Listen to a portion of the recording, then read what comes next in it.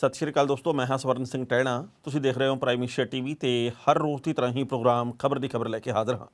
पहली वड्डी खबर के वाले जाने तो पहला पंजाब के मौसम की हालबेनी। लंघे कल पंजाब के कई हिस्सों के जबरदस्त मींह पिया। जलंधर के भी काफ़ी मींह पै गया तो अमृतसर साहब के तो बेहद मींह पिया। लगातार 6-7 घंटे मींह पैण दे करके तो गोडे गोडे पानी हैरीटेज स्ट्रीट के उत्ते भी खड़ा हो गया। यानी कि अमृतसर का कोई इलाका इहो जिहा नहीं जिथे कि पानी ना खड़ा होवे ਤੇ ਜਿੱਥੇ ਲੋਕਾਂ ਦੇ ਘਰਾਂ ਜਾਂ ਦੁਕਾਨਾਂ ਦੇ ਵਿੱਚ ਪਾਣੀ ਨਾ ਵੜਿਆ ਹੋਵੇ। ਸੋ ਕਹਿਣ ਦਾ ਭਾਵ ਇਹ ਹੈ ਜੀ ਕਿ ਜੋ ਮੌਸਮ ਵਿਭਾਗ ਨੇ ਭਵਿੱਖਬਾਣੀ ਕੀਤੀ ਸੀ ਬਿਲਕੁਲ ਉਹ ਸਹੀ ਸਾਬਤ ਹੋਈ ਹੈ ਤੇ 11 ਤਰੀਕ ਤੱਕ ਯਾਨੀ ਕਿ ਅੱਜ ਵੀ ਪੰਜਾਬ ਦੇ ਵਿੱਚ ਵੱਖ-ਵੱਖ ਥਾਵਾਂ ਦੇ ਉੱਤੇ ਮੀਂਹ ਪੈਣ ਦੀ ਸੰਭਾਵਨਾ ਪ੍ਰਗਟਾਈ ਗਈ ਹੈ। ਪਹਿਲਾਂ ਇਹ ਗੱਲ ਕਹੀ ਗਈ ਸੀ ਕਿ 8 ਤੋਂ ਲੈ ਕੇ 11 ਤੱਕ ਪੰਜਾਬ 'ਚ ਜ਼ਬਰਦਸਤ ਮੀਂਹ ਪੈਣਾ, ਪਰ 8 ਤੇ 9 ਤਰੀਕ ਨੂੰ ਪੰਜਾਬ ਦੇ ਸਾਰੇ ਹਿੱਸਿਆਂ ਦੇ ਵਿੱਚ ਇੰਨਾ ਜ਼ਬਰਦਸਤ ਮੀਂਹ ਨਹੀਂ ਪਿਆ ਤੇ ਹੁਣ ਇੱਕਦਮ ਮੀਂਹ ਪੈਣ ਦੇ ਕਰਕੇ ਜਿਵੇਂ ਲੰਘੇ ਕੱਲ੍ਹ ਪਿਆ ਉਹਦੇ ਕਰਕੇ ਤਾਪਮਾਨ ਦੇ ਵਿੱਚ ਕਾਫੀ ਗਿਰਾਵਟ ਦਰਜ ਕੀਤੀ ਗਈ ਹੈ। ਹੁਣ ਜਿਹੜੀ ਪਹਿਲੀ ਵੱਡੀ ਖਬਰ ਹੈ ਉਹਦੇ ਵੱਲ ਜਾਣ ਤੋਂ ਪਹਿਲਾਂ ਇਹ ਦੱਸਣਾ ਬਣਦਾ ਕਿ ਜਲਿਆਂਵਾਲਾ ਬਾਗ ਦੇ ਆਲੇ ਦੁਆਲੇ ਦੇ ਖੇਤਰ ਦੇ ਵਿੱਚ ਧਾਰਾ 144 ਹੈ ਜਿਹੜੀ ਲਾਗੂ ਕੀਤੀ ਗਈ ਸੀ 8 ਸਤੰਬਰ ਤੋਂ। ਪਰ ਹੁਣ ਜਦੋਂ ਇਸ ਗੱਲ ਦਾ ਬਹੁਤ ਵੱਡੇ ਪੱਧਰ ਦੇ ਉੱਤੇ ਵਿਰੋਧ ਹੋਇਆ ਤਾਂ ਇਹ 144 ਧਾਰਾ ਹਟਾ ਦਿੱਤੀ ਗਈ ਹੈ। ਇਸ ਧਾਰਾ ਦੇ ਲਾਗੂ ਕਰਨ ਤੋਂ ਬਾਅਦ 5 ਜਣੇ ਕਿਤੇ ਵੀ ਇਕੱਠੇ ਹੋ ਕੇ ਧਰਨਾ ਪ੍ਰਦਰਸ਼ਨ ਨਹੀਂ ਸੀ ਕਰ ਸਕਦੇ, ਨਾਅਰੇ ਨਹੀਂ ਸੀ ਮਾਰ ਸਕਦੇ, ਵਿਰੋਧ ਨਹੀਂ ਸੀ ਕਰ ਸਕਦੇ।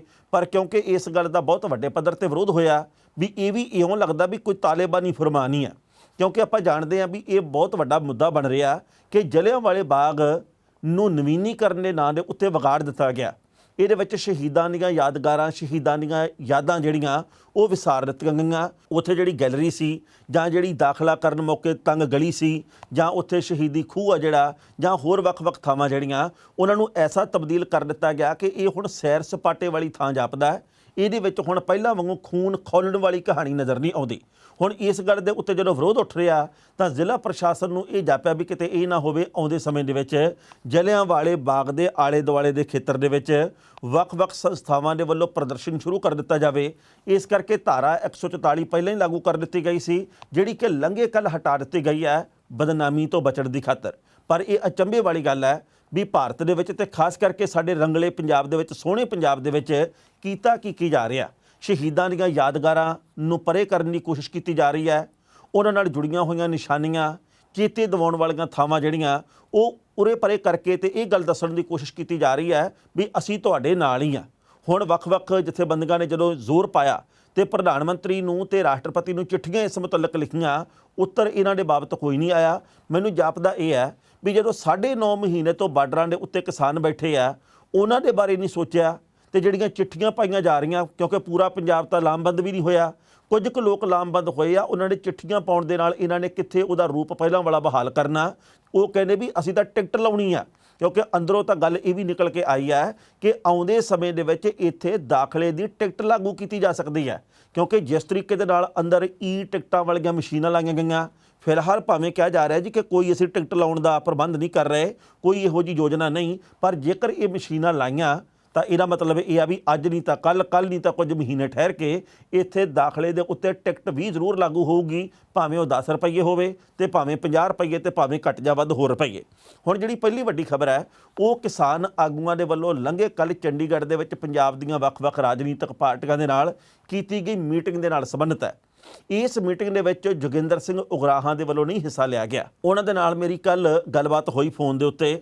ਉਹਨਾਂ ਨੇ ਕਿਹਾ ਜੀ ਕਿ ਅਸੀਂ ਇਸ ਗੱਲ ਦੇ ਨਾਲ ਸਹਿਮਤ ਨਹੀਂ ਕਿ ਪੰਜਾਬ ਦੀਆਂ ਰਾਜਨੀਤਿਕ ਪਾਰਟੀਆਂ ਦੇ ਨਾਲ ਬੈਠ ਕੇ ਤੇ ਉਹਨਾਂ ਦੇ ਨਾਲ ਕੋਈ ਸਲਾਹ ਮਸ਼ਵਰਾ ਕੀਤਾ ਜਾਵੇ, ਕਿਉਂਕਿ 19-21 ਦੇ ਫਰਕ ਦੇ ਨਾਲ ਇਹ ਸਾਰੀਆਂ ਤਕਰੀਬਨ ਇੱਕੋ ਜਿਹੀਆਂ ਪਾਰਟੀਆਂ। ਉਹਨਾਂ ਨੇ ਇਹ ਗੱਲ ਕਹੀ ਹੈ ਜੀ ਕਿ ਅਕਾਲੀ ਦਲ ਕਾਨੂੰਨ ਬਣਾਉਣ ਵਾਲਿਆਂ ਦੇ ਵਿੱਚ ਆ, ਅੱਜ ਕੱਲ੍ਹ ਵਿਰੋਧ ਵਾਲਿਆਂ ਦੇ ਵਿੱਚ ਹੈ। ਕਾਂਗਰਸ ਵੀ ਇਹੋ ਜਿਹੀ ਪਾਰਟੀ ਆ, ਕਾਂਗਰਸ ਦੇ ਉੱਤੇ ਵੀ ਕੋਈ ਤੁਸੀਂ ਅੰਨਾ ਯਕੀਨ ਨਹੀਂ ਕਰ ਸਕਦੇ। ਬਾਕੀ ਸਾਰੀਆਂ ਸਿਆਸੀ ਪਾਰਟੀਆਂ ਵੀ ਮਾੜੇ ਮੋਟੇ ਫਰਕ ਨਾਲ ਹੋਣਗੀਆਂ ਅੱਗੇ ਪਿੱਛੇ, ਪਰ ਦੁੱਧ ਧੋਤੀ ਪਾਰਟੀ ਕੋਈ ਵੀ ਨਹੀਂ। ਇਸ ਕਰਕੇ ਸਾਡਾ ਕੰਮ ਆ ਅੰਦੋਲਨ ਕਰਨਾ। ਸਾਡਾ ਇਸ ਵਕਤ ਮਕਸਦ ਹੈਗਾ ਕਿ ਤਿੰਨੇ ਖੇਤੀ ਕਾਨੂੰਨ ਰੱਦ ਕਰਵਾਏ ਜਾਣ, MSP ਦੀ ਲਿਖਤੀ ਤੌਰ ਤੇ ਗਰੰਟੀ ਦਿੱਤੀ ਜਾਵੇ ਤੇ ਇਸ ਕਰਕੇ ਅਸੀਂ ਇਸ ਮੀਟਿੰਗ ਦੇ ਵਿੱਚ ਹਿੱਸਾ ਨਹੀਂ ਲਿਆ। ਪਰ ਜਿਨ੍ਹਾਂ ਨੇ ਮੀਟਿੰਗ ਦੇ ਵਿੱਚ ਹਿੱਸਾ ਲਿਆ ਸਾਨੂੰ ਕੋਈ ਇਤਰਾਜ਼ ਵੀ ਨਹੀਂ, ਇਹ ਉਹਨਾਂ ਦੀ ਆਪਣੀ ਸੋਚ ਹੈ। ਸਾਡੀ ਆਪਣੀ ਸੋਚ ਹੈ ਕਿ ਅਸੀਂ ਇੱਦਾਂ ਰਾਜਨੀਤਿਕ ਲੋਕਾਂ ਦੇ ਨਾਲ ਮੀਟਿੰਗਾਂ ਦੇ ਵਿੱਚ ਨਹੀਂ ਬਹਿਣਾ। ਪਰ ਜਿਹੜੀ ਲੰਘੇ ਕੱਲ੍ਹ ਮੀਟਿੰਗ ਹੋਈ ਹੈ ਇਹਦੇ ਵਿੱਚ ਮਹੱਤਵਪੂਰਨ ਗੱਲਾਂ ਨਿਕਲ ਕੇ ਸਾਹਮਣੇ ਆਈਆਂ। BJP ਦੇ ਆਗੂਆਂ ਨੂੰ ਇਸ ਮੀਟਿੰਗ ਦੇ ਵਿੱਚ ਨਹੀਂ ਸੀ ਬੁਲਾਇਆ ਗਿਆ। ਅਕਾਲੀ ਦਲ ਦੇ ਕੁਝ ਆਗੂ ਹਾਜ਼ਰ ਹੋਏ 3-4, ਕਾਂਗਰਸ ਦੇ ਆਗੂਆਂ ਨੇ ਹਿੱਸਾ ਲਿਆ, ਇਹਦੇ ਵਿੱਚ ਆਮ ਆਦਮੀ ਪਾਰਟੀ ਦੇ ਆਗੂ ਗਏ, ਬਸਪਾ ਦੇ ਆਗੂ ਗਏ, ਇਹਦੇ ਵਿੱਚ ਹੋਰ ਛੋਟੀਆਂ ਵੱਡੀਆਂ ਧਿਰਾਂ ਦੇ ਆਗੂ ਗਏ ਆ। ਪਰ ਉਸ ਤੋਂ ਬਾਅਦ ਕੁਝ ਕੁ ਹੱਕ ਦੇ ਵਿੱਚ ਤੇ ਕੁਝ ਕੁ ਵੱਖਰੀ ਸੁਰ ਦੇ ਰੂਪ ਦੇ ਵਿੱਚ ਬਿਆਨ ਆਏ ਆ। ਅਕਾਲੀ ਦਲ ਦੇ ਆਗੂਆਂ ਨੇ ਇਹ ਗੱਲ ਕਹੀ ਹੈ ਜਿਹੜੇ ਮੀਟਿੰਗ 'ਚ ਹਿੱਸਾ ਲੈ ਕੇ ਆਏ। ਉਹ ਕਹਿੰਦੇ ਜੀ ਦੇਖੋ ਅਸਲ ਦੇ ਵਿੱਚ ਗੱਲ ਇਹ ਆ ਵੀ ਅਸੀਂ ਤਾਂ ਕਿਸਾਨਾਂ ਦੇ ਨਾਲ ਹੀ ਆ, ਸ਼ੁਰੂ ਵੀ ਦੇ ਵਿੱਚ ਵੀ ਸੀ ਤੇ ਅੱਜ ਵੀ ਨਾਲ ਹੀ ਆ। ਪਰ ਉਹ ਕਹਿੰਦੇ ਜੀ ਕਿ ਸਾਨੂੰ ਆਪਣਾ ਕੰਮ ਕਰਨਾ ਚਾਹੀਦਾ ਤੇ ਅੰਦੋਲਨ ਆ ਜਿਹੜਾ ਉਹਨੂੰ ਮਜ਼ਬੂਤ ਕਰਨ ਦੇ ਲਈ ਅਸੀਂ ਆਪਣੇ ਕੇਡਰ ਨੂੰ ਬਾਰਡਰਾਂ ਦੇ ਉੱਤੇ ਭੇਜਦੇ ਰਹੇ ਹਾਂ ਤੇ ਭੇਜਾਂਗੇ ਵੀ। ਨਾਲ ਹੀ ਅਕਾਲੀ ਦਲ ਦੇ ਆਗੂਆਂ ਨੇ ਗੱਲ ਕਹੀ ਆ ਵੀ ਜਦੋਂ ਹੋਰ ਵੱਖ-ਵੱਖ ਸੂਬਿਆਂ ਦੇ ਵਿੱਚ ਇਦਾਂ ਦੀ ਗੱਲ ਨਹੀਂ ਹੋ ਰਹੀ ਤਾਂ ਪੰਜਾਬ ਦੇ ਵਿੱਚ ਹੀ ਕਿਉਂ ਪ੍ਰਚਾਰ ਕਰਨ ਦੇ ਉੱਤੇ ਰੋਕ ਲਾਈ ਜਾ ਰਹੀ ਹੈ, ਰੈਲੀਆਂ ਕਰਨ ਦੇ ਉੱਤੇ ਰੋਕ ਲਾਈ ਜਾ ਰਹੀ ਹੈ। ਉਹਨਾਂ ਨੇ ਆਪਣੇ ਵੱਖਰੇ ਭਾਂਤ ਦੇ ਵਿਚਾਰ ਪੇਸ਼ ਕੀਤੇ ਆ। ਪਰ ਬਲਵੀਰ ਸਿੰਘ ਰਾਜੇਵਾਲ ਨੇ ਕੱਲ੍ਹ ਦੋ ਟੁੱਕ ਗੱਲਾਂ ਕਹੀਆਂ ਰਾਜਨੀਤਿਕ ਪਾਰਟੀਆਂ ਨੂੰ। ਪਹਿਲਾਂ ਇਸ ਰਿਪੋਰਟ ਦਾ ਵੇਰਵਾ ਤੇ ਫਿਰ ਕਰਾਂਗੇ ਟਿੱਪਣੀ। ਲੰਘੇ ਕੱਲ੍ਹ ਚੰਡੀਗੜ੍ਹ ਦੇ ਵਿੱਚ ਵੱਖ-ਵੱਖ ਰਾਜਨੀਤਿਕ ਪਾਰਟੀਆਂ ਦੇ ਆਗੂਆਂ ਦੇ ਨਾਲ ਸੰਯੁਕਤ ਕਿਸਾਨ ਮੋਰਚੇ ਦੇ ਪੰਜਾਬ ਦੇ ਆਗੂਆਂ ਦੇ ਵੱਲੋਂ ਮਹੱਤਵਪੂਰਨ ਮੀਟਿੰਗ ਕੀਤੀ ਗਈ ਹੈ। ਇਹ ਮੀਟਿੰਗ ਉਸ ਸਮੇਂ ਕੀਤੀ ਗਈ ਹੈ ਜਿਸ ਵੇਲੇ ਪੰਜਾਬ ਦੇ ਵਿੱਚ ਰਾਜਨੀਤਿਕ ਪਾਰਟੀਆਂ ਦੇ ਆਗੂ ਇਹ ਦੋਸ਼ ਲਾ ਰਹੇ ਨੇ ਕਿ ਕਿਸਾਨਾਂ ਦੇ ਭੇਸ ਦੇ ਵਿੱਚ ਵਿਰੋਧੀ ਪਾਰਟੀਆਂ ਦੇ ਵੱਲੋਂ ਆਪਣੇ ਸਮਰਥਕ ਭੇਜੇ ਜਾ ਰਹੇ ਨੇ, ਜਿਹਦੇ ਕਰਕੇ ਪੰਜਾਬ ਦਾ ਮਾਹੌਲ ਖਰਾਬ ਹੋ ਰਿਹਾ। ਕਿਉਂਕਿ ਪਿਛਲੇ ਦਿਨੀਂ ਜਦੋਂ ਮੋਗਾ ਦੇ ਵਿੱਚ ਸੁਖਬੀਰ ਸਿੰਘ ਬਾਦਲ ਦੇ ਵੱਲੋਂ ਰੈਲੀ ਦੇ ਵਿੱਚ ਹਿੱਸਾ ਲਿਆ ਗਿਆ ਤਾਂ ਉਸ ਵਕਤ ਜਿਸ ਤਰੀਕੇ ਦੇ ਨਾਲ ਵਿਰੋਧ ਹੋਇਆ, ਜਿਸ ਤਰੀਕੇ ਨਾਲ ਲਾਠੀਚਾਰਜ ਹੋਇਆ, ਉਸ ਤੋਂ ਬਾਅਦ ਕਈ ਕਿਸਮ ਦੀਆਂ ਖਬਰਾਂ ਉਲਟੇ ਰੂਪ ਦੇ ਵਿੱਚ ਸਾਹਮਣੇ ਆਈਆਂ। ਜ਼ਿਕਰਯੋਗ ਹੈ ਕਿ ਕੱਲ੍ਹ ਵਾਲੀ ਮੀਟਿੰਗ ਦੇ ਵਿੱਚ ਬੀਜੇਪੀ ਨੂੰ ਸੱਦਾ ਨਹੀਂ ਸੀ ਦਿੱਤਾ ਗਿਆ, ਪਰ ਬਾਕੀ ਸਾਰੀਆਂ ਸਿਆਸੀ ਪਾਰਟੀਆਂ ਦੇ ਆਗੂਆਂ ਨੂੰ ਜੀ ਆਇਆਂ ਕਿਹਾ ਗਿਆ ਸੀ ਤੇ ਅੱਧੇ ਘੰਟੇ ਦੇ ਲਈ ਜਾਂ 20 ਮਿੰਟ ਦੇ ਲਈ ਇੱਕ ਪਾਰਟੀ ਦੇ ਆਗੂਆਂ ਦੇ ਨਾਲ ਗੱਲਬਾਤ ਕੀਤੀ ਗਈ ਤੇ ਬਾਅਦ ਦੇ ਵਿੱਚ ਸਭ ਨੂੰ ਇਹੀ ਗੱਲ ਕਹੀ ਗਈ ਕਿ ਤੁਸੀਂ ਜਦੋਂ ਚੋਣ ਕਮਿਸ਼ਨ ਦੇ ਵੱਲੋਂ ਚੋਣਾਂ ਦਾ ਐਲਾਨ ਕਰ ਦਿੱਤਾ ਗਿਆ ਉਸ ਵਕਤ ਆਪਣਾ ਚੋਣ ਪ੍ਰਚਾਰ ਪਿਛਲੀਆਂ ਚੋਣਾਂ ਦੀ ਤਰਜ਼ ਦੇ ਉੱਤੇ ਜਾਰੀ ਰੱਖਿਓ, ਪਰ ਇੰਨੇ ਮਹੀਨੇ ਪਹਿਲਾਂ ਹੀ ਚੋਣ ਪ੍ਰਚਾਰ ਵੱਢ ਕੇ ਰੈਲੀਆਂ ਦੇ ਬਹਾਨੇ ਪੰਜਾਬ ਦਾ ਮਾਹੌਲ ਨਾ ਵਿਗਾੜਿਆ ਜਾਵੇ। ਇਹਦੇ ਨਾਲ ਕਿਸਾਨ ਅੰਦੋਲਨ ਦੇ ਉੱਤੇ ਮਾੜਾ ਪ੍ਰਭਾਵ ਪੈ ਸਕਦਾ ਹੈ। ਇਸ ਖਬਰ ਦੇ ਉੱਤੇ ਟਿੱਪਣੀ ਕਰਨ ਦੇ ਦੋਸਤੋ ਪਹਿਲੀ ਗੱਲ ਤਾਂ ਅਸੀਂ ਕਹਾਂਗੇ ਕਿ ਬਲਵੀਰ ਸਿੰਘ ਰਾਜੇਵਾਲ ਹੋਰਾਂ ਨੇ ਜੋ ਗੱਲਾਂ ਕੱਲ੍ਹ ਕਹੀਆਂ ਉਹਦੇ ਵਿੱਚ ਇਹ ਵੀ ਸ਼ਾਮਿਲ ਹੈ ਵੀ ਸਾਰੀਆਂ ਸਿਆਸੀ ਪਾਰਟੀਆਂ ਦੇ ਆਗੂ ਕਹਿੰਦੇ ਆ ਕਿ ਅਸੀਂ ਕਿਸਾਨਾਂ ਨਾਲ ਆ। ਜੇਕਰ ਤੁਸੀਂ ਸਾਡੇ ਨਾਲ ਹੋ ਤਾਂ ਫਿਰ ਰੈਲੀਆਂ ਕਰਨ ਦੀ ਥਾਂ ਦੇ ਉੱਤੇ ਪਾਰਲੀਮੈਂਟ ਦਾ ਘਿਰਾਓ ਕਿਉਂ ਨਹੀਂ ਕਰਦੇ। ਉਹਨਾਂ ਨੇ ਇਹ ਬੇਨਤੀ ਕੀਤੀ ਹੈ ਸਾਰੀਆਂ ਸਿਆਸੀ ਪਾਰਟੀਆਂ ਨੂੰ ਵੀ ਜੇਕਰ ਤੁਸੀਂ ਕਿਸਾਨਾਂ ਦੇ ਸੱਚੇ ਦਿਲੋਂ ਹਮਦਰਦ ਆ ਫਿਰ ਤੁਸੀਂ ਆਪਣੀਆਂ ਰੈਲੀਆਂ ਨਾ ਕਰੋ, ਆਪਦੇ ਆਪ ਨੂੰ ਚਮਕਾਉਣ ਦੀ ਕੋਸ਼ਿਸ਼ ਨਾ ਕਰੋ। ਤੁਸੀਂ 2022 ਦੀ ਫਿਕਰ ਨਾ ਕਰੋ। ਜਦੋਂ ਮੋਰਚਾ ਜਿੱਤ ਲਿਆ ਅਸੀਂ ਕਿਸੇ ਨੂੰ ਨਹੀਂ ਇਹ ਗੱਲ ਕਹਿੰਦੇ ਵੀ ਇਹਨੂੰ ਵੋਟ ਪਾਓ ਤੇ ਇਹਨੂੰ ਵੋਟ ਨਾ ਪਾਓ। ਇਸ ਕਰਕੇ ਬੇਨਤੀ ਇਹ ਆ ਵੀ ਤੁਸੀਂ ਜਾਓ ਇਕੱਠੇ ਹੋ ਕੇ, ਭਾਵੇਂ ਸਾਰੀਆਂ ਸਿਆਸੀ ਪਾਰਟੀਆਂ ਇਕੱਠੀਆਂ ਹੋ ਕੇ ਚਲੇ ਜਾਓ, ਭਾਵੇਂ ਕੱਲੀ ਚਲੀ ਜਾਓ, ਤੁਸੀਂ ਆਪਣੇ ਆਗੂਆਂ ਨੂੰ ਨਾਲ ਲੈ ਕੇ ਤੇ ਪਾਰਲੀਮੈਂਟ ਦੇ ਮੂਹਰੇ ਪ੍ਰਦਰਸ਼ਨ ਤੇ ਬੈਠੋ, ਕਿਸਾਨੀ ਦੇ ਹੱਕ 'ਚ ਬੈਠੋ, ਖੇਤੀ ਕਾਨੂੰਨਾਂ ਦੇ ਖਿਲਾਫ ਬੈਠੋ। ਤੇ ਮੈਨੂੰ ਇਹ ਗੱਲ ਬਿਲਕੁਲ ਦਰੁਸਤ ਵੀ ਲੱਗਦੀ ਹੈ ਕਿਉਂਕਿ ਕੋਈ ਤਾਂ ਧਿਰ ਹੋਵੇ ਇਹੋ ਜਿਹੀ ਪੰਜਾਬ ਦੀ ਜਿਹੜੀ ਕਿ ਮੋਦੀ ਸਰਕਾਰ ਦੀ ਅੱਖ 'ਚ ਅੱਖ ਪਾਵੇ, ਜਿਹੜੀ ਇਹ ਪ੍ਰਭਾਵ ਸਿਰਜੇ ਜੀ ਕਿ ਆਹ ਦੇਖੋ ਨੰਗੇ ਚਿੱਟੇ ਅਸੀਂ ਪਾਰਲੀਮੈਂਟ ਦੇ ਮੂਹਰੇ ਬੈਠੇ ਹਾਂ, ਤੁਸੀਂ ਜੋ ਕੀਤਾ ਅਸੀਂ ਇਹਦੇ ਬਿਲਕੁਲ ਖਿਲਾਫ ਆ। ਇੱਥੇ ਚੀਕੜੀਆਂ ਚੋਪੜੀਆਂ ਦੀਆਂ ਗੱਲਾਂ ਹੋਰ ਹੁੰਦੀਆਂ, ਦਿੱਲੀ ਵਾਲੇ ਜਾਂਦਿਆਂ ਦੀਆਂ ਗੱਲਾਂ ਹੋਰ ਹੋ ਜਾਂਦੀਆਂ। ਪਾਰਲੀਮੈਂਟ ਦੇ ਮੂਹਰੇ ਇਸ ਵਕਤ ਪ੍ਰਦਰਸ਼ਨ ਜੇਕਰ ਕੀਤਾ ਜਾਵੇ ਤਾਂ ਕੇਂਦਰ ਦੀ ਸਰਕਾਰ ਦੇ ਉੱਤੇ ਦਬਾਅ ਹੋਰ ਵੱਧ ਸਕਦਾ ਜੇਕਰ ਰਾਜਨੀਤਿਕ ਆਗੂ ਇਹ ਪ੍ਰਦਰਸ਼ਨ ਕਰ ਦਿੱਤਾ। ਉਸ ਤੋਂ ਅਗਲੀ ਗੱਲ ਇਹ ਆ ਕਿ ਬਲਵੀਰ ਸਿੰਘ ਰਾਜੇਵਾਲ ਨੇ ਕਿਹਾ ਵੀ ਜੇਕਰ ਪੰਜਾਬ ਦੇ ਵਿੱਚ ਅੱਜ ਰੈਲੀਆਂ ਦੇ ਬਹਾਨੇ ਮਾਹੌਲ ਖਰਾਬ ਹੁੰਦਾ ਤਾਂ ਬੀਜੇਪੀ ਨੂੰ ਇਸ ਗੱਲ ਦਾ ਮੌਕਾ ਮਿਲ ਜਾਣਾ ਕਿ ਪੰਜਾਬ ਦੇ ਵਿੱਚ ਰਾਸ਼ਟਰਪਤੀ ਰਾਜ ਲਾਗੂ ਹੋਵੇ। ਅਸੀਂ ਜਿਹੜੀ ਅੱਜ ਮੀਟਿੰਗ ਕੀਤੀ ਆ ਜਾਂ ਜਿਹੜੀਆਂ ਕੋਸ਼ਿਸ਼ਾਂ ਕਰ ਰਹੇ ਆ ਇਹ ਪੰਜਾਬ ਨੂੰ ਰਾਸ਼ਟਰਪਤੀ ਰਾਜ ਲਾਗੂ ਹੋਣ ਤੋਂ ਬਚਾਉਣ ਦੇ ਵਾਸਤੇ ਹੀ ਕਰ ਰਹੇ ਆ। ਉਹਨਾਂ ਨੇ ਇਹ ਗੱਲ ਕਹੀ ਹੈ ਜੀ ਕਿ ਬੀਜੇਪੀ ਨੇ ਤਾਂ ਇਸ ਗੱਲ ਦੀ ਸੰਗ ਲਾਤੀ ਹੈ ਵੀ ਕਿਸਾਨ ਸਾਡੇ ਹੈ ਨਹੀਂ, ਉਹ ਤਾਂ ਇਹ ਸਮਝੀ ਬੈਠੇ ਆ। ਉਹ ਤਾਂ ਵਿਰੋਧ ਕਰਨ ਵਾਲੇ ਕਿਸਾਨਾਂ ਨੂੰ ਕਹਿੰਦੇ ਜੀ ਕਿ ਇਹ ਤਾਂ ਹੋਰ ਥਾਵਾਂ ਦੇ ਆ ਤੇ ਜਿਹੜੇ ਸਾਡੇ ਹੱਕ ਦੇ ਵਿੱਚ ਆ ਕਿਸਾਨ ਤਾਂ ਭਾਰਤ ਦੇ ਸਿਰਫ ਇਹੀ ਆ। ਇਸ ਕਰਕੇ ਜਦੋਂ ਉਹਨਾਂ ਦੀ ਨੀਤ, ਉਹਨਾਂ ਦੇ ਨਿਸ਼ਾਨੇ ਸਾਨੂੰ ਕਲੀਅਰ ਹੋ ਚੁੱਕੇ ਆ ਤੇ ਫਿਰ ਆਪਾਂ ਕਿਹੜੀ ਗੱਲੋਂ ਉਹਨਾਂ ਨੂੰ ਮੌਕਾ ਦਿੰਦੇ ਆ ਇਹ ਗੱਲ ਕਹਿਣ ਦਾ ਵੀ ਦੇਖੋ ਜੀ ਇਹ ਤਾਂ ਕਿਸਾਨ ਹੈ ਹੀ ਗਲਤ, ਇਹ ਤਾਂ ਜੀ ਆਪਸ ਦੇ ਵਿੱਚ ਪਾਟ ਗਏ। ਸਾਡੀ ਪਾਟਕ ਦੀਆਂ ਗੱਲਾਂ, ਸਾਡੇ ਵਿਰੋਧ ਦੀਆਂ ਗੱਲਾਂ ਜਦੋਂ ਸਾਰੇ ਪਾਸੇ ਇੱਕੋ ਜਿਹੀਆਂ ਹੁੰਦੀਆਂ ਤਾਂ ਬੀਜੇਪੀ ਦੀਆਂ ਬਾਛਾਂ ਖਿੜਦੀਆਂ। ਰਾਜੇਵਾਲ ਹੋਰਾਂ ਨੇ ਗੱਲ ਕਹੀ ਹੈ ਕਿ ਆਉਂਦੇ ਸਮੇਂ ਦੇ ਵਿੱਚ ਸਾਰੀਆਂ ਹੀ ਸਿਆਸੀ ਧਿਰਾਂ ਜਿਹੜੀਆਂ ਉਹਨਾਂ ਨੂੰ ਕਿਸਾਨ ਅੰਦੋਲਨ ਦਾ ਸਾਥ ਦੇਣਾ ਚਾਹੀਦਾ, ਨਾ ਕਿ ਇਹਨੂੰ ਵਰਤਣ ਦੀ ਕੋਸ਼ਿਸ਼ ਕਰਨੀ ਚਾਹੀਦੀ ਹੈ। ਨਵਜੋਤ ਸਿੰਘ ਸਿੱਧੂ ਕੱਲ੍ਹ ਕਾਂਗਰਸ ਦੇ ਕਾਫਲੇ ਵਜੋਂ ਹਾਜ਼ਰ ਹੋਏ ਸੀਗੇ, ਯਾਨੀ ਕਿ 4-5 ਜਾਣੇ ਉਹਨਾਂ ਦੇ ਗਏ ਸੀ, ਉਹਨਾਂ ਦੇ ਵਿੱਚ ਉਹ ਇੱਕ ਸੀਗੇ। ਉਹਨਾਂ ਨੇ ਗੱਲ ਕਹੀ ਹੈ ਬਾਅਦ ਦੇ ਵਿੱਚ ਕਿ ਭਾਈ ਬਹੁਤ ਸਕਾਰਾਤਮਕ ਮਾਹੌਲ ਦੇ ਵਿੱਚ ਮੀਟਿੰਗ ਹੋਈ ਹੈ, ਅਸੀਂ ਕਿਸਾਨੀ ਦੇ ਬਿਲਕੁਲ ਨਾਲ ਖੜੇ ਆ। ਤੇ ਸੱਤਾਧਾਰੀ ਧਿਰ ਦੇ ਆਗੂਆਂ ਨੇ ਗੱਲ ਕਹੀ ਸੀ ਕੱਲ੍ਹ ਕਿਸਾਨਾਂ ਨੂੰ ਕਿ ਜੀ ਦੇਖੋ ਸਾਡੇ ਸਰਕਾਰੀ ਪ੍ਰੋਗਰਾਮ ਹੁੰਦੇ ਆ ਉੱਥੇ ਕਈ ਵਾਰ ਜਾਣਾ ਵੀ ਪੈਂਦਾ।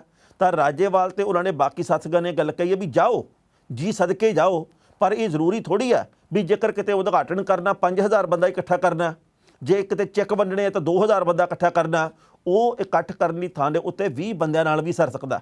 ਉਹ ਇੰਨਾ ਵੱਡਾ ਲੰਮਾ ਚੌੜਾ ਇਕੱਠ ਕਰਨ ਦੀ ਥਾਂ ਦੇ ਉੱਤੇ 50 ਬੰਦਿਆਂ ਨਾਲ ਵੀ ਗੁਜ਼ਾਰਾ ਹੋ ਸਕਦਾ ਹੈ। ਸੋ ਆਪਦੀ ਲੰਬੜਦਾਰੀ ਚਮਕਾਉਣ ਦੀ ਥਾਂ ਦੇ ਉੱਤੇ, ਕਿਸਾਨ ਦੇ ਨਾਂ ਨੂੰ ਵਰਤਣ ਦੀ ਥਾਂ ਦੇ ਉੱਤੇ ਸੱਚੇ ਦਿਲੋਂ ਕਿਸਾਨ ਦੇ ਨਾਲ ਖੜਨਾ ਸ਼ੁਰੂ ਕਰੋ। ਕਿਸਾਨ ਤੁਹਾਡੇ ਬਾਰੇ ਆਪੇ ਸੋਚਣਗੇ। ਲੰਘੇ ਕੱਲ ਇੱਕ ਖਬਰ ਪ੍ਰਾਪਤ ਹੋਈ ਕਿ ਜੋ ਹਰਿਆਣੇ ਦੇ ਵਿੱਚ ਪ੍ਰਸ਼ਾਸਨ ਹੈ ਉਹਦੇ ਵੱਲੋਂ ਕਿਸਾਨਾਂ ਦੀਆਂ ਕੁਝ ਕੁ ਗੱਲਾਂ ਮੰਨ ਲਈਆਂ ਗਈਆਂ। ਹਾਲਾਂਕਿ ਇਹਦੇ ਬਾਬਤ ਵਿਸਥਾਰ ਦੇ ਵਿੱਚ ਖਬਰਾਂ ਆਉਣੀਆਂ ਬਾਕੀ ਹੈ। ਜਦੋਂ ਤੱਕ ਅਸੀਂ ਇਸ ਪ੍ਰੋਗਰਾਮ ਨੂੰ ਰਿਕਾਰਡ ਕਰ ਰਹੇ ਹਾਂ ਉਦੋਂ ਤੱਕ ਇਹੀ ਜਾਣਕਾਰੀ ਆਈ ਹੈ ਕਿ ਜਿਹੜਾ ਉੱਥੋਂ ਦਾ ਜ਼ਿਲ੍ਹਾ ਪ੍ਰਸ਼ਾਸਨ ਆ ਉਹਦੇ ਵੱਲੋਂ ਮ੍ਰਿਤਕ ਕਿਸਾਨ ਸੁਸ਼ੀਲ ਕਾਜਲ ਦੇ ਪਰਿਵਾਰ ਨੂੰ 25 ਲੱਖ ਰੁਪਈਆ ਦੇਣਾ ਤੇ ਡੀਸੀ ਰੇਟ ਦੇ ਉੱਤੇ ਇੱਕ ਟੱਬਰ ਦੇ ਜੀ ਨੂੰ ਸਰਕਾਰੀ ਨੌਕਰੀ ਦੇਣਾ ਮੰਨ ਲਿਆ ਗਿਆ। ਇਸ ਤੋਂ ਇਲਾਵਾ ਜਿਹੜੇ ਬਾਕੀ ਲੋਕਾਂ ਦਾ ਨੁਕਸਾਨ ਹੋਇਆ, ਜੋ ਲਾਠੀ ਚਾਰਜ ਦੇ ਨਾਲ ਸਿਰ ਪਾੜੇ ਗਏ ਆ ਜਾਂ ਗੱਡੀਆਂ ਦਾ ਨੁਕਸਾਨ ਹੋਇਆ, ਮੰਨਿਆ ਇਹ ਜਾ ਰਿਹਾ ਵੀ ਇਸ ਗੱਲ ਦੇ ਉੱਤੇ ਵੀ ਪ੍ਰਸ਼ਾਸਨ ਸਹਿਮਤੀ ਬਣਾ ਸਕਦਾ ਹੈ ਜਾਂ ਉਦੋਂ ਤੱਕ ਬਣੀ ਚੁੱਕੀ ਹੋਊਗੀ ਜਦੋਂ ਤੱਕ ਤੁਹਾਡੇ ਤੱਕ ਇਹ ਪ੍ਰੋਗਰਾਮ ਪਹੁੰਚੂਗਾ। ਫਿਰ ਇੱਕ ਹੋਰ ਮਹੱਤਵਪੂਰਨ ਗੱਲ ਹੈ ਕਿ ਐਸਡੀਐਮ ਨੂੰ ਨੌਕਰੀ ਤੋਂ ਕੱਢਿਆ ਜਾਵੇ ਤੇ ਉਹਦੇ ਖਿਲਾਫ ਬਣਦੀ ਕਾਨੂੰਨੀ ਕਾਰਵਾਈ ਕੀਤੀ ਜਾਵੇ। ਤੇ ਪ੍ਰਸ਼ਾਸਨਿਕ ਅਧਿਕਾਰੀਆਂ ਦਾ ਇਹ ਕਹਿਣਾ ਵੀ ਇਸ ਮਾਮਲੇ ਦੇ ਉੱਤੇ ਅਸੀਂ ਇੱਕ ਕਮੇਟੀ ਬਣਾ ਲੈਂਦੇ ਹਾਂ, ਉਹ ਕਮੇਟੀ ਇਸ ਮਾਮਲੇ ਦੀ ਪੜਤਾਲ ਕਰੂਗੀ। ਕਹਿਣ ਦਾ ਭਾਵ ਇਹ ਹੈ ਕਿ ਖੱਟੜ ਸਰਕਾਰ ਉੱਥੇ ਝੁਕਣਾ ਸ਼ੁਰੂ ਹੋਈ ਹੈ, ਕਿਸਾਨਾਂ ਦੇ ਮੂਹਰੇ ਉਹਦੇ ਗੋਡੇ ਟੇਕੇ ਗਏ ਆ। ਇਹ ਗੱਲ ਮਹਿਸੂਸ ਕਰਨੀ ਚਾਹੀਦੀ ਹੈ, ਗੱਲ ਸਮਝਣੀ ਚਾਹੀਦੀ ਹੈ। ਸੋ ਆਉਂਦੇ ਦਿਨਾਂ ਦੇ ਵਿੱਚ ਮੈਨੂੰ ਲੱਗਦਾ ਕਿ ਇਸ ਮਾਮਲੇ ਦੇ ਵਿੱਚ ਹੋਰ ਵੀ ਮੋੜ ਸਾਹਮਣੇ ਆਉਣਗੇ। ਭਾਵੇਂ ਕਿ ਉੱਤੋਂ ਇਹ ਗੱਲ ਕਹਿਣ ਬੀਜੇਪੀ ਆਗੂ, ਕਿਹੜੇ ਕਿਸਾਨ, ਕਾਹਦੇ ਕਿਸਾਨ, ਅਸੀਂ ਨਹੀਂ ਮੰਨਦੇ, ਕਾਨੂੰਨ ਬਹੁਤ ਵਧੀਆ, ਇਹ ਤਾਂ ਜੀ ਦੁੱਗਣੀ ਆਮਦਨ ਕਰਨ ਵਾਲੇ ਆ। ਪਰ ਮੈਨੂੰ ਇਸ ਗੱਲ ਦਾ ਵੀ ਪਤਾ ਤੇ ਬਾਕੀ ਕਿਸਾਨ ਆਗੂ ਤੇ ਸਮੁੱਚੇ ਕਿਸਾਨ ਇਹ ਗੱਲ ਕਹਿੰਦੇ ਆ ਕਿ ਬੀਜੇਪੀ ਅੰਦਰੋਂ ਹਿੱਲੀ ਪਈ ਆ ਤੇ ਹਿੱਲੀ ਪਈ ਬੀਜੇਪੀ ਦੇ ਮੂਹਰੇ ਬਹੁਤ ਵੱਡੀਆਂ ਚੁਣੌਤੀਆਂ 5 ਸੂਬਿਆਂ ਦੀਆਂ ਚੋਣਾਂ ਦੇ ਕਰਕੇ। ਭਾਵੇਂ ਕਿ ਹਰਿਆਣੇ ਦੇ ਵਿੱਚ ਛੇਤੀ ਚੋਣਾਂ ਨਹੀਂ ਹੋ ਰਹੀਆਂ ਪਰ ਉਹਨਾਂ ਨੂੰ ਇਸ ਗੱਲ ਦਾ ਫਿਕਰ ਤਾਂ ਹੈਗਾ ਵੀ ਜਨਨਾਇਕ ਜਨਤਾ ਪਾਰਟੀ ਤੇ ਭਾਰਤੀ ਜਨਤਾ ਪਾਰਟੀ ਦੇ ਵਿੱਚ ਕਿਤੇ ਪਟਕੀ ਨਾ ਪੈ ਜੇ। ਇੱਕ ਹੋਰ ਮਹੱਤਵਪੂਰਨ ਗੱਲ ਹੈ, ਨਰਿੰਦਰ ਸਿੰਘ ਤੋਮਰ ਚੌਥੇ ਦਿਨ ਇਹ ਗੱਲ ਕਹਿੰਦੇ ਹੁੰਦੇ ਆ ਕਿ ਇਹ ਤੋਂ ਜੋ कृषि कानून है आमदन को दुगनी करने वाले हैं। ਇਹ ਜ਼ਰਾ ਸੋਚ ਕੇ ਦੇਖੋ ਕਿ 40 ਪੈਸੇ ਕਿਲੋ ਦੇ ਪਿੱਛੇ ਕਣਕ ਦੀ ਕੀਮਤ ਦੇ ਵਿੱਚ ਵਾਧਾ ਕੀਤਾ ਗਿਆ, MSP ਦੇ ਵਿੱਚ ਵਾਧਾ ਕੀਤਾ ਗਿਆ, ਯਾਨੀ ਕਿ 40 ਰੁਪਏ ਕੁਇੰਟਲ ਦੇ ਪਿੱਛੇ ਵਾਧਾ ਕੀਤਾ ਗਿਆ। ਯਾਨੀ ਕਹਿਣ ਦਾ ਭਾਵ 1 ਕਿਲੋ ਦੇ ਪਿੱਛੇ 40 ਪੈਸੇ ਵਾਧਾ ਹੋ ਗਿਆ। 40 ਪੈਸੇ ਕਣਕ ਦਾ ਭਾਅ ਵਧਾਉਣ ਦੇ ਨਾਲ ਕੀ ਕਿਸਾਨ ਦੀ ਆਮਦਨ ਦੁੱਗਣੀ ਹੁੰਦੀ ਹੈ। ਜੌਆਂ ਦੇ ਭਾਅ ਦੇ ਵਿੱਚ 25-30 ਰੁਪਏ ਕੁਇੰਟਲ ਵਾਧਾ ਕੀਤਾ ਗਿਆ ਤੇ ਕੀ 25-30 ਰੁਪਏ ਦਾ ਵਾਧਾ ਕਰਕੇ ਆਪਾਂ ਕਹਿ ਸਕਦੇ ਹਾਂ ਕਿ 2022 ਦੇ ਵਿੱਚ ਕਿਸਾਨ ਦੀ ਆਮਦਨ ਦੁੱਗਣੀ ਹੋ ਜਾਣੀ ਆ। ਸਰੋਂ ਦੇ ਭਾਅ ਦੇ ਵਿੱਚ ਲਗਭਗ 400 ਰੁਪਏ ਦਾ ਵਾਧਾ ਕੀਤਾ ਗਿਆ। ਕੀ ਆਪਾਂ ਇਹ ਗੱਲ ਕਹਿ ਸਕਦੇ ਹਾਂ ਜਦੋਂ ਹੁਣ ਤੇਲ ਦੀਆਂ ਕੀਮਤਾਂ ਕਿੱਥੋਂ ਕਿੱਥੇ ਪਹੁੰਚ ਗਈਆਂ? ਇਹ ਦੇਖੋ 150 ਰੁਪਏ ਤੱਕ ਤੇਲ ਦੀ ਕੀਮਤ ਪਹੁੰਚ ਗਈ ਹੈ ਬੋਤਲ ਇੱਕ। ਤੇ ਜਦੋਂ ਇੰਨਾ ਮਹਿੰਗਾ ਤੇਲ ਹੋ ਜੇ ਤੇ ਆਪਾਂ ਇਹ ਗੱਲ ਕਹਿ ਸਕਦੇ ਹਾਂ ਵੀ ਭਾਈ 400 ਰੁਪਏ ਕੁਇੰਟਲ ਦੇ ਨਾਲ ਕਿਸਾਨ ਦੀ ਆਮਦਨ ਦੁੱਗਣੀ ਹੋ ਰਹੀ ਹੈ।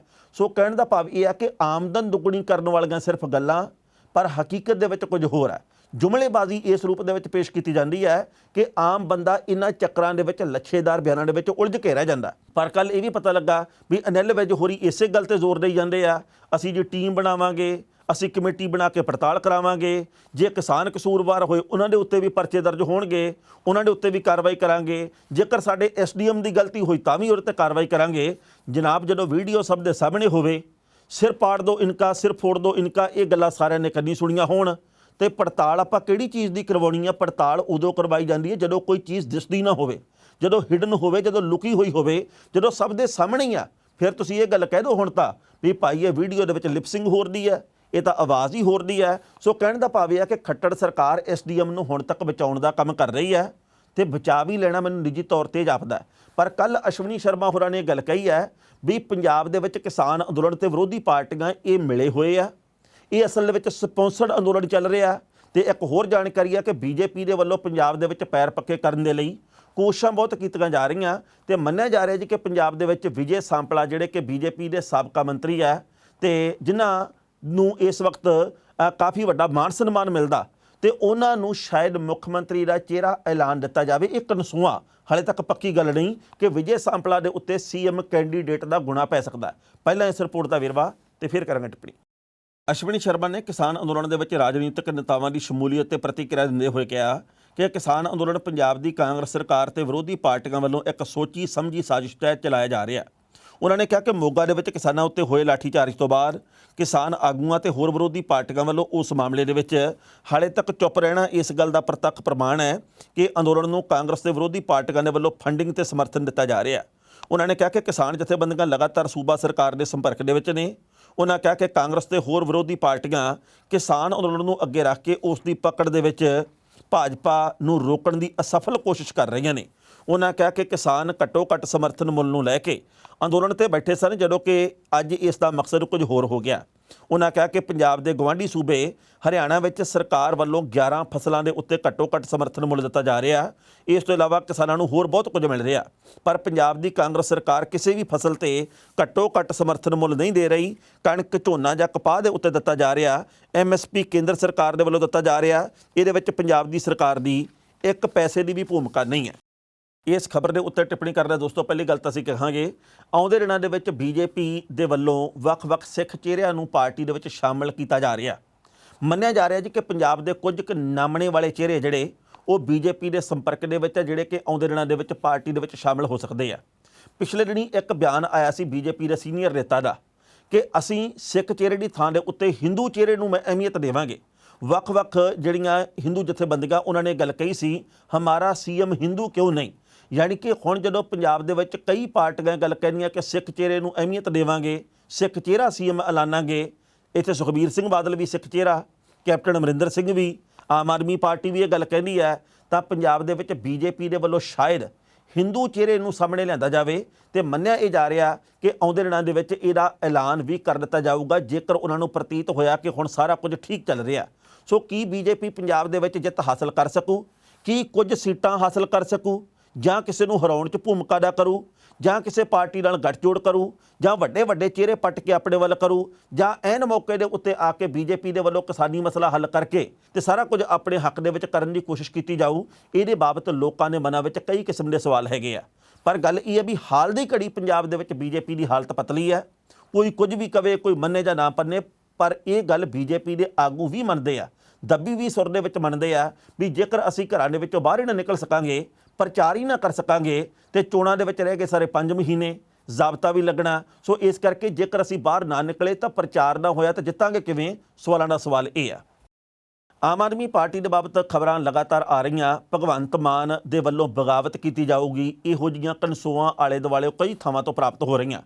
ਪਤਾ ਲੱਗਾ ਜੀ ਕਿ ਭਗਵੰਤ ਮਾਨ ਨੂੰ ਮਿਲ ਰਹੇ ਸਮਰਥਨ ਦੇ ਕਰਕੇ, ਲੋਕਾਂ ਦੇ ਵੱਲੋਂ ਆਪ ਮੁਹਾਰੇ ਉਹਨਾਂ ਦੇ ਘਰਾਂ ਦੇ ਵਿੱਚ ਜਾਣ ਦੇ ਕਰਕੇ, ਤੇ ਕੇਜਰੀਵਾਲ ਦੇ ਉੱਤੇ ਦਬਾਅ ਤਾਂ ਬਣਿਆ ਹੋਇਆ। ਪਰ ਬਹੁਤ ਜਲਦ ਕੇਜਰੀਵਾਲ ਪੰਜਾਬ ਦੇ ਆਮ ਆਦਮੀ ਪਾਰਟੀ ਦੇ ਵਿਧਾਇਕਾਂ ਦੀ ਇੱਕ ਮਹੱਤਵਪੂਰਨ ਮੀਟਿੰਗ ਦਿੱਲੀ ਦੇ ਵਿੱਚ ਸੱਦ ਰਹੇ ਆ, ਜਿਹਦੇ ਵਿੱਚ ਫੈਸਲਾ ਕੀਤਾ ਜਾਊਗਾ ਵੀ ਸਾਨੂੰ ਕਰਨਾ ਕੀ ਚਾਹੀਦਾ। ਇਹ ਕਿਹੜੇ ਕਾਰਨ ਆ ਜਿਹਦੇ ਕਰਕੇ ਕੇਜਰੀਵਾਲ ਨੂੰ ਭਗਵੰਤ ਮਾਨ ਪਸੰਦ ਨਹੀਂ, ਜਾਂ ਘੱਟ ਪਸੰਦ ਆ, ਜਾਂ ਭਰੋਸਾ ਨਹੀਂ, ਇਹ ਸ਼ਬਦ ਵਰਤ ਸਕਦੇ ਆ। ਪਰ ਬਹੁਤ ਵੱਡੀ ਗਿਣਤੀ ਦੇ ਵਿੱਚ ਲੋਕ ਇਹ ਵੀ ਗੱਲ ਕਹਿ ਰਹੇ ਸੋਸ਼ਲ ਮੀਡੀਆ ਦੇ ਉੱਤੇ ਵੀ ਜਿਵੇਂ ਸੁੱਚਾ ਸਿੰਘ ਛੋਟੇਪੁਰ ਦੀ ਇੱਕ CD ਦੀ ਗੱਲ ਚੱਲਦੀ ਸੀ ਵੀ ਉਹਨੇ ਜੀ ਪੈਸਿਆਂ ਦੇ ਵਿੱਚ ਹੇਰਾਫੇਰੀ ਕੀਤੀ ਹੈ, ਉਹਨੇ ਜੀ ਧੋਖਾਧੜੀ ਕੀਤੀ ਹੈ, ਪਰ ਅੱਜ ਤੱਕ ਕੋਈ ਸਬੂਤ ਕੇਜਰੀਵਾਲ ਦੇ ਵੱਲੋਂ ਜਾਂ ਆਮ ਆਦਮੀ ਪਾਰਟੀ ਦੀ ਸੀਨੀਅਰ ਲੀਡਰਸ਼ਿਪ ਦੇ ਵੱਲੋਂ ਨਚਰ ਨਹੀਂ ਕੀਤਾ ਗਿਆ। ਸੁੱਚਾ ਸਿੰਘ ਛੋਟੇਪੁਰ ਨੂੰ ਬਦਨਾਮ ਜ਼ਰੂਰ ਕਰਤਾ, ਲੋਕਾਂ ਨੇ ਵੀ ਗਾਲਾਂ ਕੱਢਤੀਆਂ, ਲੋਕ ਤਾਂ ਚਲੋ ਕੱਢਦੇ ਹੀ ਹੁੰਦੇ ਆ, ਲੋਕਾਂ ਦਾ ਕੰਮ ਇਹ ਆ, ਇਸ ਤੋਂ ਬਾਅਦ ਕੁਝ ਕਰਦੇ ਵੀ ਨਹੀਂ ਗਏ। ਪਰ ਗੱਲ ਇਹ ਵੀ ਸੁੱਚਾ ਸਿੰਘ ਛੋਟੇਪੁਰ ਦੇ ਖਿਲਾਫ ਸਬੂਤ ਕੋਈ ਨਹੀਂ, ਤੇ ਬਿਲਕੁਲ ਉਸੇ ਤਰਜ਼ ਦੇ ਉੱਤੇ ਇੱਕ CD ਦੇ ਨਾਂ ਦੇ ਉੱਤੇ ਭਗਵੰਤ ਮਾਨ ਨੂੰ ਵੀ ਬਦਨਾਮ ਕਰਨ ਦੀ ਕੋਸ਼ਿਸ਼ ਕੀਤੀ ਜਾ ਸਕਦੀ ਹੈ। ਕੁਝ ਲੋਕਾਂ ਦਾ ਇਹ ਕਹਿਣਾ ਵੀ ਜਿਹੜੀ ਇਸ ਵਕਤ ਕਨਸੋ ਮਿਲ ਰਹੀ ਹੈ ਕਿ ਸੀਨੀਅਰ ਇੱਕ ਆਮ ਆਦਮੀ ਪਾਰਟੀ ਦਾ ਆਗੂ ਆ, ਪੰਜਾਬ ਦਾ ਨਾਮਣੇ ਵਾਲਾ ਚਿਹਰਾ, ਉਹਦੀ ਇੱਕ CD ਹੈ ਜਿਹੜੀ ਉਹ ਵਿਰੋਧੀ ਪਾਰਟੀਆਂ ਦੇ ਹੱਥ ਦੇ ਵਿੱਚ ਹੈ। ਉਹ CD ਤੋਂ ਬਾਅਦ ਬਹੁਤ ਵੱਡੀਆਂ ਮੁਸ਼ਕਲਾਂ ਖੜੀਆਂ ਹੋਣਗੀਆਂ, ਤੇ ਇਹਦੇ ਨਾਲ ਕਈ ਸ਼ਖਸੀਅਤਾਂ ਨੂੰ, ਕਈ ਲੋਕਾਂ ਨੂੰ ਜੋੜ ਕੇ ਦੇਖਿਆ ਜਾ ਰਿਹਾ ਵੀ ਇਹ ਵੀ ਇੱਕ ਚਾਲ ਆ, ਇਹ ਵੀ ਇੱਕ ਟਰੈਪ ਦੇ ਵਿੱਚ ਫਸਾਉਣ ਵਾਲੀ ਗੱਲ ਹੈ ਵੀ ਸਾਰਾ ਧਿਆਨ ਇੱਧਰ ਹੋ ਜੇ, ਲੋਕ ਕਹਿਣ ਵੀ ਲੈ ਇਹ ਤਾਂ ਬੰਦਾ ਹੀ ਇਹੋ ਜਿਹਾ। ਪਰ ਉਹ CD ਕਦੋਂ ਸਾਹਮਣੇ ਆਊ, ਕਿਹਦੀ CD ਹੈ, ਕਿਹੋ ਜਿਹੀ ਹੈ, ਇਹਦੇ ਬਾਬਤ ਕੋਈ ਜਾਣਕਾਰੀ ਦੇ ਕੇ ਹਾਲ ਦੀ ਘੜੀ ਰਾਜ਼ੀ ਨਹੀਂ। ਕਿਤੇ ਇਹ ਨਾ ਹੋਵੇ ਸੁੱਚਾ ਸਿੰਘ ਛੋਟੇਪੁਰ ਦੇ ਵਾਂਗੂ ਇੱਕ ਹੋਰ ਵਲੇਟ ਦਿੱਤਾ ਜਾਵੇ ਤੇ ਵਿੱਚੋਂ ਇਹਦੇ ਕੱਖ ਵੀ ਨਾ ਨਿਕਲੇ, ਉਹ CD ਇਦਾਂ ਦੀ ਗੱਲ ਹੀ ਰਹਿ ਜਾਏ। ਪਰ ਇਦਾਂ ਦੀ ਬਦਨਾਮੀ ਆਮ ਆਦਮੀ ਪਾਰਟੀ ਨੂੰ ਆਪਣੇ ਕਿਸੇ ਵੀ ਆਗੂ ਦੀ ਕਰਨੀ ਵੀ ਨਹੀਂ ਚਾਹੀਦੀ। ਤੇ ਜੇਕਰ ਕੋਈ ਹੋਰ ਬਿਨਾਂ ਸਬੂਤਾਂ ਤੋਂ, ਬਿਨਾਂ ਤੱਥਾਂ ਤੋਂ ਗੱਲ ਕਰੇ ਇਹੋ ਜੀ, ਉਹਨੂੰ ਵੀ ਰੋਕਣ ਦੇ ਲਈ ਪੂਰਾ ਟਿੱਲ ਲਾਉਣਾ ਚਾਹੀਦਾ। ਹੁਣ ਗੱਲ ਅਗਲੀ ਇਹ ਆ ਵੀ ਆਮ ਆਦਮੀ ਪਾਰਟੀ ਦੇ ਕਨਵੀਨਰ ਅਰਵਿੰਦ ਕੇਜਰੀਵਾਲ ਭਗਵੰਤ ਮਾਨ ਦੇ ਉੱਤੇ ਯਕੀਨ ਕਿਉਂ ਨਹੀਂ ਕਰਦੇ? ਕਈ ਲੋਕਾਂ ਦੇ ਕਈ ਕਿਸਮ ਦੇ ਵਿਚਾਰ ਆ। ਹਾਲਾਂਕਿ ਮੈਂ ਨਿੱਜੀ ਜ਼ਿੰਦਗੀ ਦੇ ਵੱਲ ਬਿਲਕੁਲ ਖਿਆਲ ਕਰਨ ਦਾ ਚਾਹਵਾਨ ਨਹੀਂ, ਪਰ ਸੋਸ਼ਲ ਮੀਡੀਆ ਦੇ ਉੱਤੇ ਕੋਈ ਨਾ ਕੋਈ ਅਵਾ ਤਵਾ ਬੋਲ ਜਾਂਦਾ, ਉਹਦਾ ਕੋਈ ਵਜੂਦ ਨਹੀਂ। ਲੰਘੇ ਕੱਲ ਅਕਾਲੀ ਦਲ ਦੇ ਇੱਕ ਆਗੂ ਦੇ ਵੱਲੋਂ ਕਿਹਾ ਗਿਆ, ਇੱਕ ਕਾਂਗਰਸੀ ਵੀ ਬੋਲਿਆ ਸੀ ਪਿਛਲੇ ਦਿਨੀ ਕਿ ਭਗਵੰਤ ਮਾਨ ਹੋਰੀ ਦਾਰੂ ਪੀਂਦੇ ਆ। ਤੇ ਮੇਰੇ ਮਨ ਦੇ ਵਿੱਚ ਇਹ ਸਵਾਲ ਆਇਆ ਕਿ ਫਲਾਣਾ ਜਿਹੜਾ ਨੇਤਾ ਉਹ ਕਿਹੜਾ ਜਲ ਜੀਰਾ ਪੀਂਦਾ, ਉਹ ਵੀ ਤਾਂ ਦਾਰੂ ਹੀ ਪੀਂਦਾ। ਕੋਈ ਪੰਜਾਬ ਦੇ ਵਿੱਚ ਦਾਰੂ ਪੀਣ ਦਾ ਕੰਮ ਕਰਦਾ, ਕੋਈ ਪੰਜਾਬ ਦੇ ਵਿੱਚ ਦਾਰੂ ਵਿਕਵਾਉਣ ਦਾ ਕੰਮ ਕਰਦਾ, ਕੋਈ ਫੀਮ ਖਾ ਕੇ ਚੱਲਦਾ, ਕੋਈ ਕੁਛ ਕਰਦਾ, ਕੋਈ ਕੁਛ ਕਰਦਾ। ਸਾਰੇ ਅਸੀਂ ਇੱਕੋ ਰੱਸੇ ਨਹੀਂ ਬਣਦੇ, ਪਰ ਇੱਦਾਂ ਦੇ ਨੇਤਾਵਾਂ ਦੀ ਵੀ ਪੰਜਾਬ ਦੇ ਵਿੱਚ ਘਾਟ ਨਹੀਂ। ਜਿਹੜੇ ਸੂਬੇ ਦੇ ਵਿੱਚ ਸਰਕਾਰ ਚਲਦੀ ਹੀ ਸ਼ਰਾਬ ਦੇ ਸਿਰ ਤੇ ਹੋਵੇ, ਉੱਥੇ ਆਪਾਂ ਕਿਵੇਂ ਕਹਿ ਦਈਏ ਵੀ ਭਾਈ ਸ਼ਰਾਬ ਵਿਕਦੀ ਜਾਂ ਸ਼ਰਾਬ ਪੀਣ ਵਾਲੇ ਮਾੜੇ ਆ। ਹਾਲਾਂਕਿ ਅਸੀਂ ਸ਼ਰਾਬ ਦੀ ਵਕਾਲਤ ਨਹੀਂ ਕਰਦੇ, ਅਸੀਂ ਇਹ ਨਹੀਂ ਗੱਲ ਕਹਿੰਦੇ ਵੀ ਦਾਰੂ ਪੀਓ, ਦਾਰੂ ਤੁਹਾਡੀ ਸਿਹਤ ਵੀ ਵਿਗਾੜਦੀ ਹੈ, ਪਰ ਸਾਡਾ ਸੂਬਾ ਚੱਲਦਾ ਇਹਦੇ ਸਿਰ ਦੇ ਉੱਤੇ ਆ। ਆ ਕਰੋਨਾ ਮਹਾਮਾਰੀ ਦੇ ਵਿੱਚ ਸਭ ਕੁਝ ਬੰਦ ਸੀ, ਪਰ ਕੈਪਟਨ ਸਾਹਿਬ ਆਪ ਗੱਲ ਕਹਿੰਦੇ ਸੀ ਵੀ ਜੇਕਰ ਠੇਕੇ ਬੰਦ ਕਰਤੇ ਮੈਂ ਸਰਕਾਰ ਕਿਵੇਂ ਚਲਾਊ। ਮਤਲਬ ਇਸ ਵਕਤ ਤਾਂ ਦਾਰੂ ਪੀਣ ਵਾਲੇ ਲੋਕਾਂ ਦੇ ਸਿਰ ਦੇ ਉੱਤੇ ਸੂਬਾ ਚੱਲ ਰਿਹਾ। ਸੋ ਆਉਂਦੇ ਸਮੇਂ ਦੇ ਵਿੱਚ ਮੈਨੂੰ ਲੱਗਦਾ ਕਿ ਆਮ ਆਦਮੀ ਪਾਰਟੀ ਦੀਆਂ ਮੁਸ਼ਕਲਾਂ 'ਚ ਵਾਧਾ ਹੋਊਗਾ। ਬੰਦੇ ਦੇ ਕੰਮ ਨੂੰ ਦੇਖਣਾ ਚਾਹੀਦਾ ਵੀ ਉਹਨੇ ਪਾਰਟੀ ਦੇ ਲਈ ਕੀ ਕੀਤਾ, ਉਹਨੇ ਪਾਰਲੀਮੈਂਟ 'ਚ ਕੀ ਕੀਤਾ, ਉਹਨੇ ਵਿਧਾਨ ਸਭਾ 'ਚ ਕੀ ਕੀਤਾ, ਉਹਨੇ ਲੋਕਾਂ ਦੇ ਵਿੱਚ ਜਾ ਕੇ ਕੀ ਕੀਤਾ, ਇਮਾਨਦਾਰ ਕਿੰਨਾ ਕਾ, ਨਿੱਜੀ ਜ਼ਿੰਦਗੀ ਦੇ ਵਿੱਚ ਕੋਈ ਬੰਦਾ ਕਿਹੋ ਜਿਹਾ, ਇਹਦੇ ਕੋਲੋਂ ਆਪਾਂ ਲੈਣਾ ਕੀ ਹੈ। ਸਵਾਲ ਤਾਂ ਇਹ ਹੈ ਸਭ ਤੋਂ ਵੱਡਾ। ਖਬਰਾਂ ਦੋਸਤੋ ਕਈ ਹੋਰ ਵੀ ਸਨ, ਪਰ ਜੋ ਵਕਤ ਦੀ ਘਾਟ ਹੈ ਰੁਕਣ ਦਾ ਇਸ਼ਾਰਾ ਕਰ ਰਹੀ ਹੈ। ਕੱਲ੍ਹ ਨੂੰ ਇਸੇ ਵੇਲੇ ਖਬਰ ਦੀ ਖਬਰ ਲੈ ਕੇ ਫਿਰ ਹਾਜ਼ਰ ਹੋਵਾਂਗੇ। ਉਦੋਂ ਤੱਕ ਲਈ ਦਿਓ ਆਗਿਆ। ਬਹੁਤ ਬਹੁਤ ਮਿਹਰਬਾਨੀ।